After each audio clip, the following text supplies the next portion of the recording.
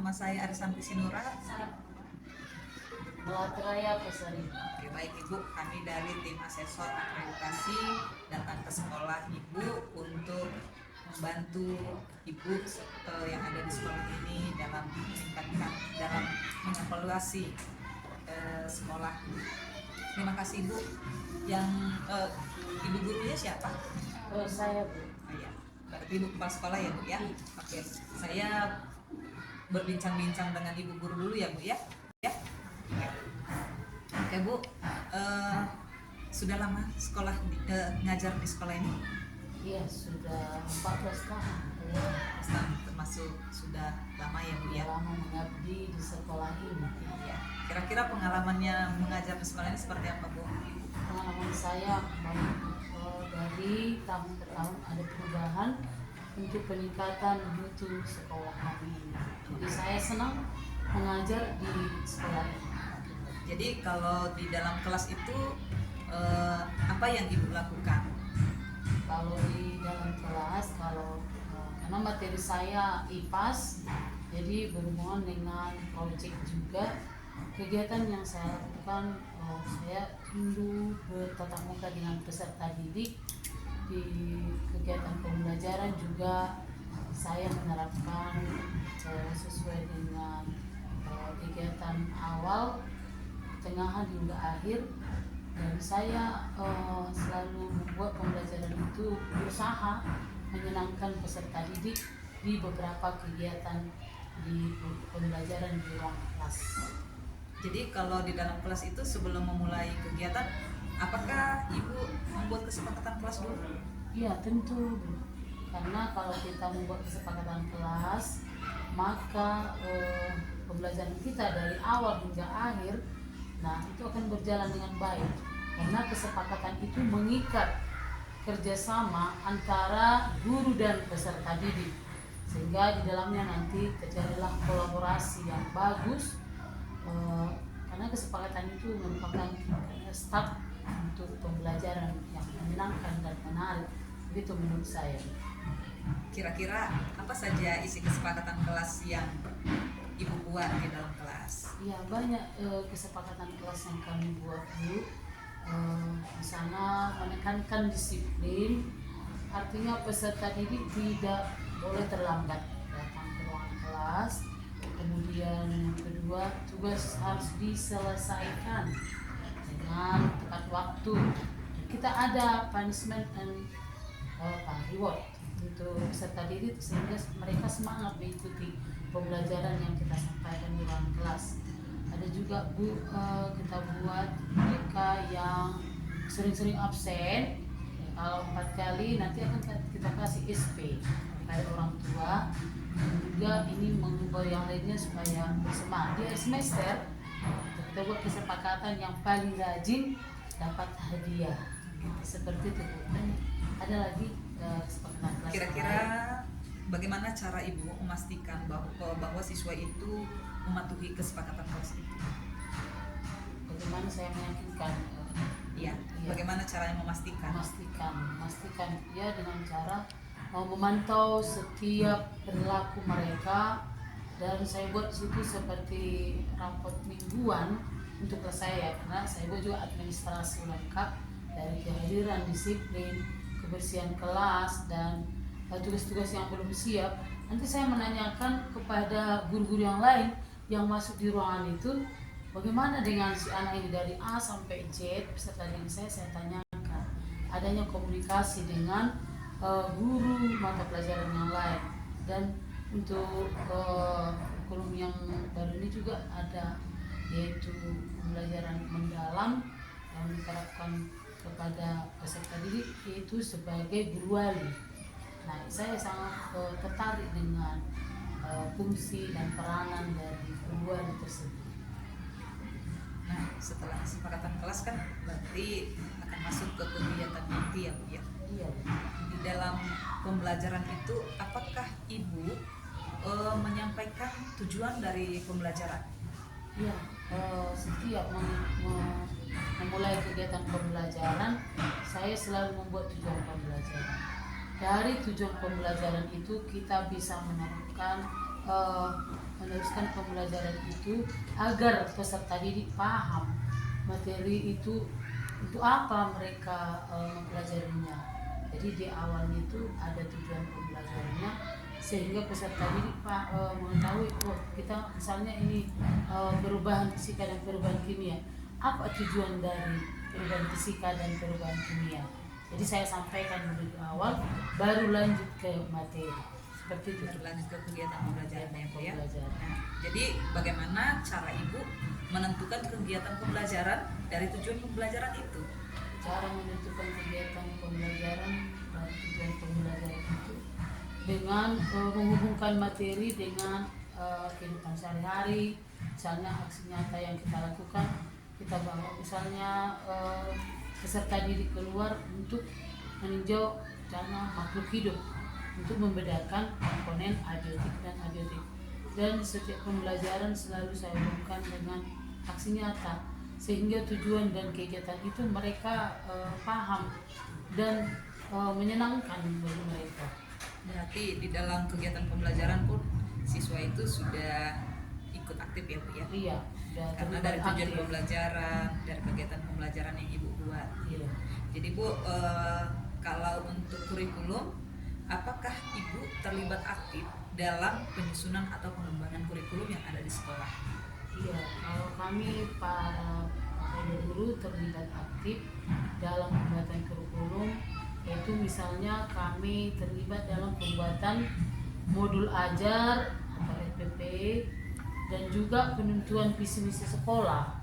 Jadi kepala sekolah membuat sosialisasi tentang bagaimana visi dan misi sekolah yang akan kita laksanakan ke depannya. Karena itu kan menunjang mutu lulusan atau mutu kompetensi dari peserta didik di sekolah. Kalau di kelas Bu, ada nggak siswa itu yang berkebutuhan khusus? Kalau di kelas yang saya masuki Bu, tidak ada yang berkebutuhan khusus. Kalau yang dibully pernah ada? Kalau kasus bully Kadang-kadang kan pernah. anak-anak Iya. kan mau saling membuli ya Bu ya? Iya, sering terjadi, apalagi di SMK ini. Misalnya di ruangan kelas ada 29 laki-laki, 1 orang perempuan. Iya. Nah, yang perempuan ini sering melapor ke PK atau ke guru mata pelajaran, "Ibu, saya dibully." Kenapa, Nak? Karena saya pakai rok, misalnya seperti kena saya keriting. Karena cuma dia perempuan, selalu dia disuruh menyapu, membersihkan kelas. Nanti kalau nggak bersih ruangan, jadi dia yang dimarahin. Jadi pemalas, bilang dia pemalas. Jadi sering dia sendiri, Bu. Mau dia misalnya di taman itu sendiri kita lihat Tidak berteman ya Bu? Iya, tidak berteman. Kenapa kamu, Nak? Itu bukan kalau saya laki-laki membuli saya, kayak saya diejek, keriting, terus saya pemalas. Jadi memang kita tanggapi, kemudian kita support dia. Jangan dulu, kembangkanlah. Kamu kan memilih jurusan teknik mesin. Jadi di teknik mesin itu apa yang bisa kamu pelajari? Nanti dapat ilmu kamu di kegiatan di kehidupan sehari-hari. Jadi cara Ibu menangani dia itu, menangani anak yang kena bully ini seperti apa? Caranya menanganinya yaitu membuat bimbingan khusus bagi dia. Kita panggil dia ke ruangan kita, kemudian kita tanya, bisa juga dengan menggunakan segitiga restitusi. Kami berdua di sana menyelesaikan masalah, kita dukung dia.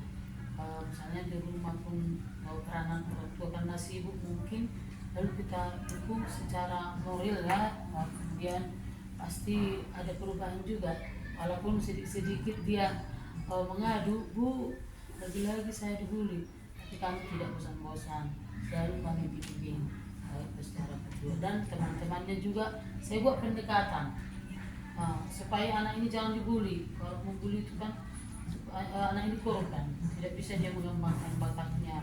Kemudian secara fisiknya juga nanti di botaknya lah keritingnya itu, terus kasihan si anak ini, berikan sayanglah karena dia itulah itu kalian, adik kalian. Dia bersihkan ruangan ini, ya Bu, kami lakukan lagi. Tapi yang mana juga peserta didik ini kan sebentar sudah berubah. Ya, berarti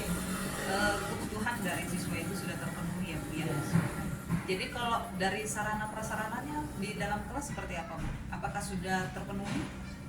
Kalau sarana prasarana di kelas di sekolah kami terpenuhi lengkap semua. Dan untuk media pembelajaran juga ada fokus yang disediakan oleh bidang sarana prasarana di sekolah kami. Tapi mungkin untuk setiap guru itu per MGP sudah disediakan dan semuanya lengkap, meja, kursi, buku lengkap perpustakaan. Oke. Baik Bu, terima kasih untuk informasinya ya Bu. Ya. Kita beralih ke Ibu Kepala Sekolah. Baik Ibu, tadi saya sudah berbincang-bincang dengan Ibu Melati. Sekarang kita dulu ya Bu ya. Oke. Sebagai kepala sekolah Ibu di sini apa saja yang Ibu lakukan untuk memastikan bahwa guru itu mengelola emosi dan sosialnya kepada peserta didik? Menurut saya saat melakukan atau saat memastikan setiap guru itu memberikan dukungan emosional itu, saya memastikan setiap guru itu selalu membangun hubungan positif antar satu guru, misalnya yang guru junior atau dengan guru senior, karena biasanya banyak sekolah Ada banyak gap-nya. iya ada gapnya, mereka buat kelompok-kelompok tersendiri. Jadi saya buat misalnya untuk piket bukan hanya guru muda aja, saya gabung yang muda dan tua biar saling melengkapi. Kolaborasi ya Bu ya. Iya.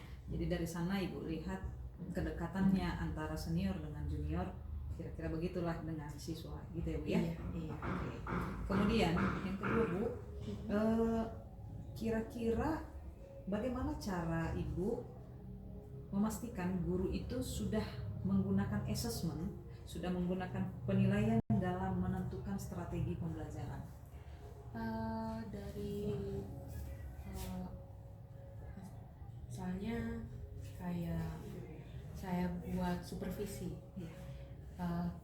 3 bulan yang lalu saya buat supervisi untuk setiap guru. Saya buat 2 pilihan. Saya visit ke kelas dengan observasi langsung, dan saya memberikan option lain untuk membuat video guru di kelas, karena ada beberapa guru muda yang tidak mau saya masuki, segan dia untuk saya masuk. Kenapa Bu? Mungkin agak tegang kalau saya masuk, mungkin gitu. Tapi kan setiap guru itu kan wajib Iya, harus disupervisi, Iya. karena itu bentuk evaluasi ya Bu ya, Iya. supaya guru itu tidak lari dari kurikulum yang berlaku, Iya. dari jalurnya gitu. Berarti Ibu melakukan evaluasi yang terakhir bulan lalu ya Bu? Iya. Oh, kira-kira dalam 1 tahun berapa kali Ibu melakukan evaluasi atau supervisi itu? Biasanya per 3 bulan. Per 3 3 bulan. bulan. Setiap 3 bulan sekali saya buat supervisi. Apa saja aspek yang Ibu evaluasi dalam ketika supervisi? Yang pertama dari modul ajarnya, apakah sesuai dengan yang diajarkannya. Yang kemudian selanjutnya asesmen diagnostik, kemudian formatif sama sumatif mereka. Berarti asesmen di awal, Iya. di proses, dan di akhir ya Bu ya? Iya. Oke. Kemudian Bu, ketika berhubungan dengan guru, berkomunikasi dengan guru, pastinya Ibu menyampaikan visi dan misi sekolah. Bagaimana cara Ibu memastikan bahwa visi dan misi sekolah ini dipahami benar dan dilaksanakan oleh guru-guru yang ada di sekolah ini? Saya buat kayak rapat ya, mungkin setiap pagi atau Senin pagi saya buat rapat Kayak kopi morning gitu ya? kopi morning. untuk melihat apakah kemajuan dari pihak guru ataupun pihak peserta didik Ya. itu saling selaras dengan visi dan misi sekolah. Karena kadang juga ada guru yang misalnya tidak datang, tidak sesuai jadwal, dia tidak datang. Kadang juga lari dari sekolah gitu. Makanya setiap pagi tuh selalu saya absen gitu. Pernah nggak Ibu buat rapat, di dalam rapat itu ada guru, ada dari komite, ada dari mitra sekolah, untuk Ibu menyampaikan visi dan misi sekolah itu? Ada. Kadang biasanya saya buat di awal tahun ajar dan di akhir tahun ajar gitu. Oke, baik Bu. Kemudian yang berikutnya Ibu, untuk tahun ini apa sarana dan prasarana yang prioritas yang Ibu buat? Prioritasnya sekarang ke prasarana ini ya, pembelajaran untuk peserta didik. Karena ada juga beberapa yang prasarananya itu kurang, seperti misalnya buku-buku, Ya. kemudian kursi, meja. kemudian alat-alat praktek mereka mungkin ada yang kurang atau yang perlu diperbaiki. Seperti pembelajaran interaktif ya Bu ya? Iya. Komputer. Infokus, gitu-gitu ya Bu ya? Oke, baik Bu. Jadi kalau itu kan tadi sarana prasarana. Kemudian kalau untuk proses penyusunan kurikulum di sekolah, siapa aja yang terlibat dalam proses penyusunan kurikulum itu Bu? Untuk penyusunan kurikulum itu kita gabung semua di rapat, semua guru. Setiap guru harus ada partisipasinya dalam pembentukan kurikulum. Jangan ada guru yang tidak tahu apa yang mau dimasukkan dalam pembelajaran dia. Apa yang menjadi tujuan? Iya. Oke, baik Bu. Yang terakhir saya mau tanya, kira-kira apa prestasi yang sudah dicapai sekolah ini dalam 3 tahun terakhir? Yang pertama itu Olimpiade ya. Olimpiade baru juga kemarin Olimpiade ada di Kabupaten Humbangan Sundutan. Ya. Sekolah kita peringkat yang sains peringkat medali emas ada 1 orang. Kemudian di non akademik misalnya tari-tarian, kemudian ada yang musik band, mereka ada yang dapat juara 1 dan 2. Berarti termasuk banyak juga prestasinya ya Bu ya? Iya. Oke, baik Bu, terima kasih untuk bincang-bincangnya hari Iya. ini. Semoga nanti hasilnya memuaskan ya Bu. Yes. Selamat siang Bu. Terima kasih Bu.